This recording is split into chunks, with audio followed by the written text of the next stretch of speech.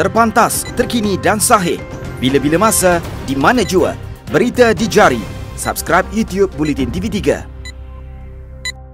Buletin Pagi 3 Mei bersama saya Azin Hussein. Tajuk utama pagi ini. Kerajaan teliti cadangan beri subsidi allowance dan gaji kepada graduan tempatan melalui majikan. Insiden flat Taman Keramat Permai rotak, penduduk dibenar pulang ke rumah esok.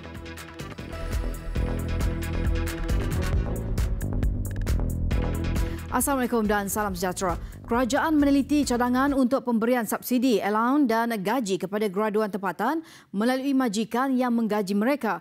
Perdana Menteri Tun Dr. Mahathir Mohamad berkata, cadangan itu dikemukakan pada mesyuarat khas Kabinet di Perdana Putra kemarin. Subsidi tidak langsung itu akan diberikan melalui syarikat yang sukarela untuk melaksanakannya. Pihak tertentu telah membuat cadangan. Kalau boleh kita adakan indirect subsidi. Dengan cara itu gaji pendapatan akan meningkat dan pekerja kita akan bekerja dan tidak lagi bergantung kepada pekerja asing. Kerana kita dapati tiap-tiap tahun kita kerugian berbilion-bilion ringgit kerana pekerja asing menghantar balik pendapatan mereka ke negara mereka, outflow of fund. Kerajaan dilaporkan berhasrat untuk menyediakan 6 bilion ringgit sebagai subsidi allowance dan gaji bagi membantu 50,000 orang muda mendapatkan pekerjaan. Perkara itu dibangkitkan dalam mesyuarat khas Kabinet yang mana kerajaan mempertimbang untuk menyediakan allowance di antara 700 hingga 1,000 ringgit kepada graduan.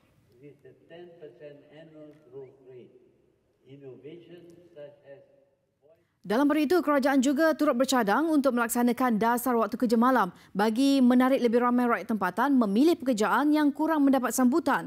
Menurut Perdana Menteri, langkah itu bagi memudahkan pekerja tempatan selain sebagai langkah menggalakkan rakyat bekerja dalam sektor yang kini bergantung kepada tenaga kerja asing.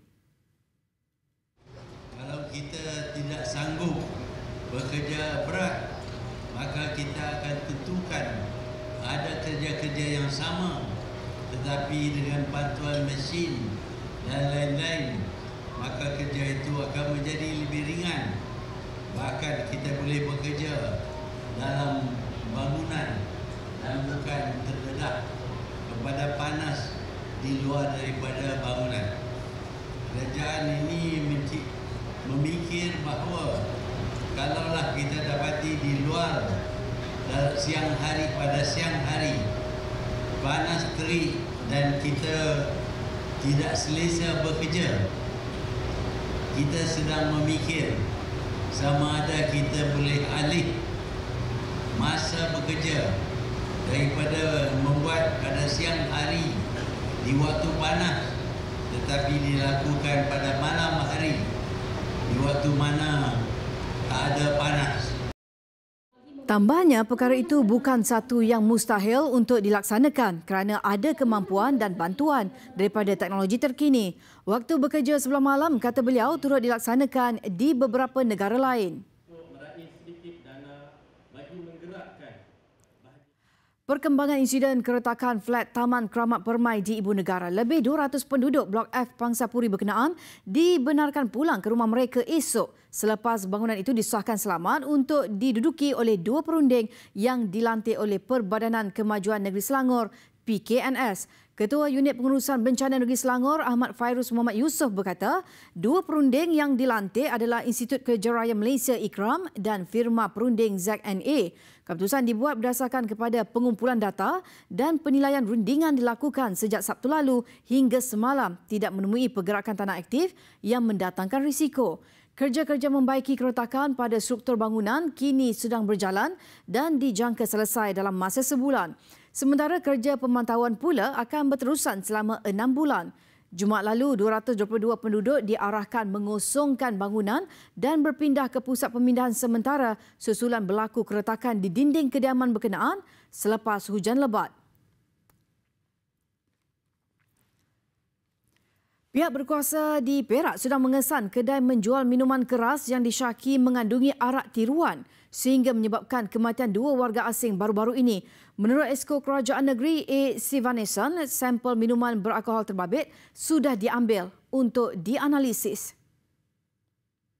Kita telah hantar sampel-sampel untuk analisa dan kita masih menunggu. Dan buat sementara waktu, Jabatan Kesihatan melalui pegawai-pegawai pemantauan akan memantau beberapa kedai yang kita syaki secara terkejut. That is the latest report. Kes berkenaan adalah kali kedua berlaku dalam tempoh 10 bulan di Ipoh. Semalam, Pengarah Kesihatan Perak, Datuk Dr. Ling Lei Ming mengesahkan 2 lelaki warga Bangladesh dan Myanmar maut ketika menerima rawatan di Hospital Raja Pemaisri Bainun di Ipoh dipercayai akibat keracunan metanol. Hospital Sultanah Nur Zahira Kuala Terengganu melakar kejayaan apabila menyelamatkan nyawa janin berusia 37 minggu yang menghidap ketumbuhan seberat 2.7 kg di leher pada 22 Januari lalu. Pengarahnya Dr. Nur Azimi Yunus berkata, hasil pembedahan ex utero intrapartum treatment (EXIT) itu adalah yang pertama seumpamanya di Terengganu. Pembedahan dilakukan sekumpulan 30 kaki tangan dan pakar HSNZ membabitkan janin dikandung ibu berusia 23 tahun. Janin dikesan menghidap ketumbuhan giant cystic hygroma di leher. Teknik EXIT membabitkan pembedahan caesar yang mengeluarkan hanya bahagian kepala janin. Doktor pakar kemudian membuka saluran pernafasan janin dan memasukkan tiub pernafasan sementara. Pada masa sama, janin masih mendapat oksigen daripada uri melalui tali pusat. Selepas prosedur ini selesai, barulah janin dilahirkan dan tali pusat dipotong serta uri dikeluarkan. Dan ketumbuhan ini sangat kompleks dan melibatkan saluran pernafasan dan saluran darah utama, dan berat bayi hanya 2.5 kg tetapi ketumbuhan dianggarkan seberat 2.7 kg dan bayi akan mengalami pedahan yang sangat banyak hingga boleh menyebabkan kematian. Namun di atas kerjasama dan sat kepakaran dan kepakaran yang kami ada di HNZ, kami telah berjaya menyelamatkan bayi tersebut. 10% lagi ketumbuhan tidak boleh dibuang kerana berada di bahagian dalam saluran pernafasan dan saluran darah utama. Bayi akan diberi rawatan susulan dan ubatan untuk memastikan ketumbuhan tidak aktif. Seorang lelaki maut manakala 6 lagi diselamatkan selepas bot pancing yang dinaiki mereka terbalik dipukul ribut di perairan Pulau Tinggi Johor. Dalam kejadian itu, mangsa Mustafa Harun, 64 tahun, meninggal dunia kerana mengalami sesak nafas ketika terapung. Menurut Timbalan Pengarah Operasi Maritim Johor, Kapten Maritim Sanifah Yusof, bot dinaiki 7 mangsa itu dilanda ribut kira-kira jam 2.15 pagi. Mangsa berusia dalam lingkungan 30 hingga 64 tahun dilaporkan keluar ke laut untuk memancing. Bot berkenaan terbalik selepas kira-kira 25 minit dipukul ribut. Sejurus bot karam, semua mangsa hanya bergantung kepada jaket keselamatan. Selepas kira-kira 5 jam terapung, semua mangsa kemudian dijumpai sebuah bot pancing yang lain sebelum dibawa pulang ke jeti berhampiran.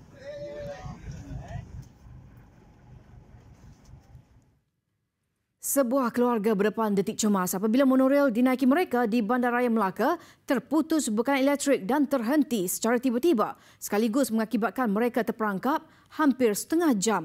Keadaan itu menyebabkan pintu keluar, pintu kecemasan dan tingkap monorel tidak boleh dibuka. Ketika kejadian, keluarga berkenaan dalam perjalanan menaiki monorel stesen Tun Ali melalui stesen Hang Tua dan Hang Jebat apabila monorel terbabit tiba-tiba terhenti di Taman Rempah bersebelahan Sungai Melaka. Kabel elektrik monorel terbabit dipercayai terlanggar dan pokok menyebabkan ia terputus dan terhenti. Berlaku tadi masa mula-mula dia sekejap jalan sekejap berhenti. Contoh dekat sungai tu. Lepas tu dia berjalan sekejap berhenti. Tu sampai sini je dia terus berhenti terus. Lepas tu dalam aircon pun semua dah tak hidup, memang panas. Turun tadi gayat jugalah sebab dia suruh titi kat atas tu sampai sana. Saya pun takut kan, tunggu bomba datang. Jabatan Bomba dan Penyelamat dari Jalan Kubu yang menerima panggilan kecemasan kira-kira jam 3.30 petang berjaya mengeluar dan menurunkan mangsa-mangsa menggunakan tangga melalui pintu kecemasan. Polis akan menempatkan lebih 5,000 anggota polis trafik di lebih 250 bazar Ramadan di seluruh negara. Pelaksanaan tugasan khas itu bagi kawasan bazar Ramadan yang menjadi tumpuan orang ramai sehingga menyebabkan kesesakan. Kesesakan juga berpunca pada saya sikap lah. Sikap pengguna ataupun pengguna jalan raya itu sendiri kadang-kadang tidak meletakkan kenderaan yang paling hampir dengan bazar itu sendiri. Jadi sebab itu kalau polis ataupun trafik tidak berada lebih awal di tempat bazar Ramadan itu, kalau mereka sampai dulu, inilah yang akan menjadi puncanya. Polis juga akan bekerjasama dengan setiap pihak berkuasa tempatan di seluruh negara bagi memastikan orang ramai tidak meletakkan kenderaan di laluan yang boleh menghalang pergerakan lalu lintas. Pasukan bergerak juga akan ditubuhkan untuk memantau jalan yang sesak dan sekiranya berlaku keadaan di luar jangkaan. Kementerian Sumber Manusia mahu bidang pendidikan serta latihan teknikal dan vokasional diperkasakan agar menjadi pilihan kepada pelajar untuk melanjutkan pengajian. Menterinya M. Kulasegaran berkata, TVET tidak seharusnya dijadikan pilihan kedua kerana bidang berkenaan berpotensi melahirkan graduan berkemahiran tinggi dan mendapat permintaan dalam industri. Menurut Kulasegaran, peluang pekerjaan yang tinggi serta gaji lumayan menanti lulusan TVET sebaik sahaja mereka menamatkan pengajian. Malah ibu bapa juga semakin menyedari bidang kemahiran TVET antara bidang yang menjamin masa depan anak mereka. Actually, the government is now looking into it very seriously. If you know, last year June, I took up the matter to Cabinet, asking Cabinet to relook at the whole TVET in this country. The reason is the government spends more than 4 billion ringgit satu tahun, but actually the end result, the end result is not very satisfactory. For the 4 billion, it should be multiple hundreds of thousands of people should be trained. We are not doing that. Ketika ini jumlah tenaga kerja mahir di Malaysia hanya sebanyak 28% berbanding sasaran yang ditetapkan iaitu 35% menjelang tahun 2020. Sebanyak 10 notis kompaun berjumlah RM8,000 dikeluarkan Pertubuhan Keselamatan Sosial Pekiso kepada beberapa majikan di bawah kesalahan gagal mendaftar pekerja dan gagal mendaftar perusahaan dalam satu operasi di Melaka. Kompaun dikeluarkan dalam kesan di sekitar air keruh yang turut disertai Esko Perpaduan Sumber Manusia Koperasi NGO dan Hal Ehwal Pengguna Negeri G. Saminathan. Malah buat julung kalinya operasi turut mendapat kerjasama Kumpulan Wang Simpanan Pekerja KWSP. Maksimum yang kita boleh kenakan adalah sebanyak 5,000 lah. Tapi kita tawarkan notis kompaun tu berdasarkan jenis-jenis kesalahan. Maksudnya lagi lama pekerja itu diambil bekerja tetapi tidak mencarum, bermakna jumlah kompaun yang kita akan kenakan akan semakin tinggi. Tahun lalu sahaja, 77 kompaun dikeluarkan dengan jumlah RM48,500 kepada majikan yang gagal mematuhi peraturan berkenaan. Sementara itu, pekerja sambilan di Melaka seharusnya perlu mencarum dengan Pekiso bagi menjamin keselamatan diri ketika bekerja. Perkara itu menjadi kewajipan majikan demi menjamin masa depan pekerja. Besar impaknya. Selepas hasilnya, pantas menampilkan prosiding ini secara dalam keuangan maya. Berita di jari. Subscribe YouTube Bulletin TV3. Bertemu kembali. 15 orang awam maut dalam serangan udara besar-besaran yang terbaru oleh pasukan tentera Syria dan sekutunya Rusia ke atas dua bandar di barat laut Syria. Dua bandar yang menjadi sasaran ialah Idlib dan Hama yang dipercayai masih dikuasai pemberontak. Serangan udara yang dipimpin tentera Rusia itu dilaporkan bermula sejak Selasa lalu. Ia berlaku selepas rundingan damai di Kazakhstan yang ditaja Rusia, Iran dan pemberontak sokongan Turki berakhir 3 hari lalu. Rusia dan pemberontak sokongan Turki pada September tahun lalu mencapai kata sepakat dalam mewujudkan zon aman bagi mengurangkan kadar serangan di Idlib serta beberapa kawasan lain berhampiran sempadan Turki. Namun kawasan itu yang ketika ini menempatkan hampir 3 juta penduduk kembali aktif dengan pelbagai letupan selepas ia dikuasai sepenuhnya oleh kumpulan militan Hayat Tahrir al-Sham sejak Januari. Perang saudara di Syria sudah meragut lebih 370,000 nyawa sejak ia bermula pada tahun 2011.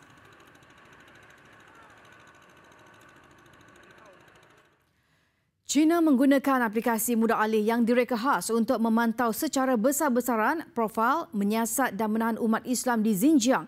Laporan pemerhati hak asasi manusia mendedahkan aplikasi yang disambungkan kepada platform operasi integrasi bersama IGOP mampu menunjukkan pelakuan khusus yang disasarkan sistem itu.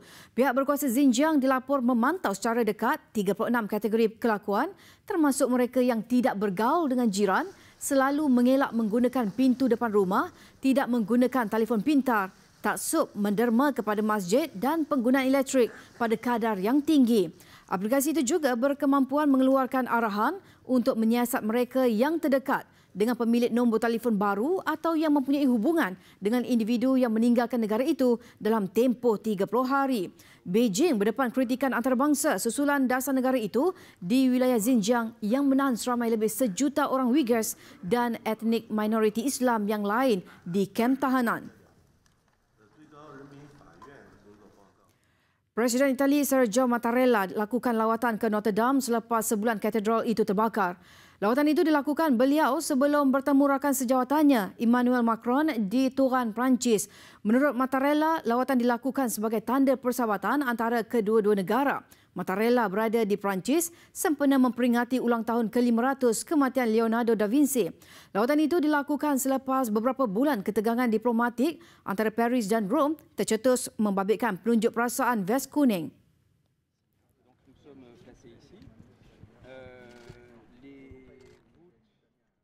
Besar impaknya. Pantas menampilkan prosiding ini secara keuangan maya. Berita di jari. Subscribe YouTube Bulletin TV3. Kita ke laporan sukan perkembangan Liga Eropah. Arsenal membawa bekalan selesa menuju aksi timbal balik perlawanan separuh akhir apabila menundukkan wakil Sepanyol Valencia 3-1 sementara Chelsea turut membawa bekalan berharga gol tempat lawan meskipun seri berdepan klub Jerman Eintracht Frankfurt. Arsenal yang kini dalam pemburuan slot ke Liga Juara musim depan nyata memberi fokus penuh untuk misi menjuarai kejohanan ini yang menawarkan slot automatik ke peringkat kumpulan kepada juara. Bagaimanapun, pelawat terlebih dahulu mengejutkan tuan rumah di Stadium Emirates menerusi tandukan Mukhtar Diakabi pada minit ke-11. Dua jaringan Alexander Lacazette dan Pierre-Emerick Aubameyang kemudiannya memastikan bekalan selesa 3-1 dibawa ke Stadium Mestalla untuk perhitungan berikutnya. Satu lagi, perlawanan Chelsea berjaya meraih gol berharga di tempat lawan meskipun seri 1-1 di laman Frankfurt Commerzbank Arena. Tuan rumah terlebih dahulu membuka tirai jaringan apabila bintang penyerangnya Luka Jovic menanduk masuk hantaran silang Filip Kostic. Jaringan Pedro di babak akhir separuh masa pertama kemudian memberikan harapan buat The Blues, namun keputusan seri berkenaan kekal sehingga tamat. Seterusnya, misi penting menanti anak buah Maurizio Sarri dalam separuh akhir kedua di Stamford Bridge minggu depan.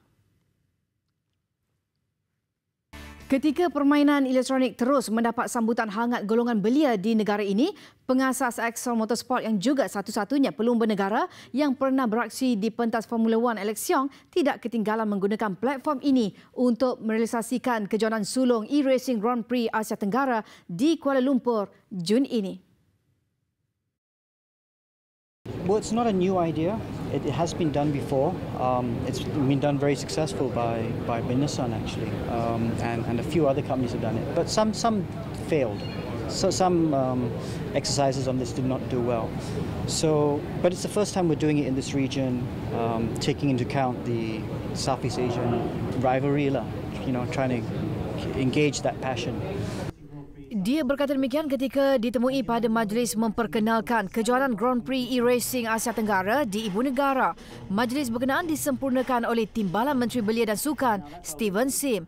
Ketika ini juga, kerajaan dalam proses memuktamadkan pelan tindakan pembangunan e-sports yang akan diumumkan dalam masa terdekat oleh Menteri Belia dan Sukan, Syed Saddiq Syed Abdul Rahman. Selepas Malaysia, kejohanan e-racing ini akan diteruskan ke beberapa negara ASEAN iaitu Filipina, Indonesia, Singapura, Vietnam dan Thailand. Pemenang di setiap negara akan dilatih dan ditawarkan tempat dalam kejohanan Formula 4 Asia Tenggara F4 SEA sebagai langkah permulaan sebelum melangkah menjadi pelumba profesional. Kita beralih ke kejohanan badminton Sukan Remaja Kebangsaan 100+ pusingan kedua. Aksi Division 1 yang berlangsung di Johor Bahru menyaksikan penguasaan 5 wakil Selangor mengesahkan slot kepusingan separuh akhir bagi kategori perseorangan lelaki dan perempuan selepas mengatasi lawan masing-masing di suku akhir. Semalam berlangsung saingan perseorangan perempuan bawah 16 tahun menyaksikan dua pemain pilihan, K. Leshana dan Arena Satu Samin mengesahkan slot ke separuh akhir selepas menang mudah di suku akhir. Turun selaku pilihan pertama, Leshana dari Selangor turun menentang Le Yi Hui nyata tidak berdepan masalah untuk melangkah kemenangan 21-11, 21-4 dalam masa 25 minit. Leshana akan berdepan rakan sepasukan Siti Nur Syuhaini Azman yang melangkah kemenangan straight set ke atas Go Shurentong 21-17, 21-10. Mengekori Leshana ialah seterunya ketika di pentas final pusingan pertama Arena Satu Samin dari Sabah. Arena yang juga pilihan kedua memerlukan 25 minit untuk mengesahkan slot ke separuh akhir dengan kemenangan straight set 21-7, 21-7. Menanti Arena di pentas separuh akhir, wakil tuan rumah Ho Shi Yun yang mengejutkan pilihan ketiga dari Selangor Lo Ziwei dengan kemenangan straight set 21-19, 21-17. Saingan lelaki bawah 16 tahun turut menyaksikan pilihan utama Chua Kim Sheng dari Selangor mengesahkan slot ke separuh akhir selepas menewaskan wakil tuan rumah Teo Hen Zuan dalam pertarungan 3 set. Tewas 18-21 di set pertama, Kim Sheng bangkit dengan aksi lebih konsisten untuk menang 2 set berikutnya 21-19, 21-9. Menanti Kim Sheng di separuh akhir, rakan sepasukan yang juga pilihan ketiga Yap Juenan yang menundukkan pemain Kuala Lumpur Brian Chang Kai Yang straight set 21-15, 21-19. Melengkapkan 2 slot terakhir ke separuh akhir, Muhammad Haris Sufian Rushdan dan Hui Xiao Heng. Haris yang beraksi untuk Selangor dipaksa bekerja keras sebelum mengesahkan kemenangan straight set 21-18, 21-19 ke atas rakan sepasukan Chua Jin Yang. Manakala Xiao Heng dari Kuala Lumpur mengesahkan slot ke separuh akhir selepas menang ke atas wakil tuan rumah Muhammad Arifin Nazri Mat Zakaria 21-17, 19-21, 21-17.